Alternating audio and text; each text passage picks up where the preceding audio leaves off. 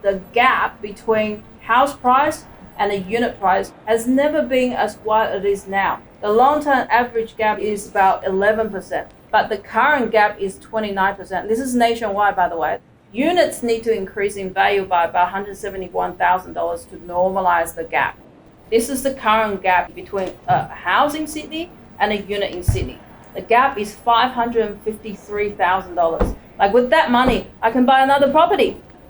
Right? Most people cannot afford to pay $1.4 million for a house in Sydney. You got to put aside 50 grand for 20, 30 years. Most people cannot afford to do that. So that's a massive opportunity. In Melbourne, that gap is about 350 to 400 grand, and Brisbane, it's pretty much the same. So that gap is massive, and it will and need to close. Yeah, and you got to remember, Lianna, if you look at that gap, it averages 11% gap for almost a decade and a half. That's a very long-term trend. So that will normalize it.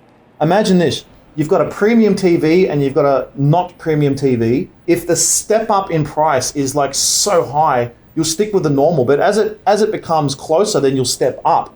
It's very hard to step up into a house. And in fact, it makes it so sensible and logical to step down into an apartment. Yeah. It's just so much value. The question for investing is follow the money. Where is the money going to go in this dynamic? The money will flow to the red line, which is apartments. That's where all the money's going in the next 5 years. And it's all driven, it's because of affordability. So for any market where the median house price is over 1.4 mil, the opportunity is going to be in unit market.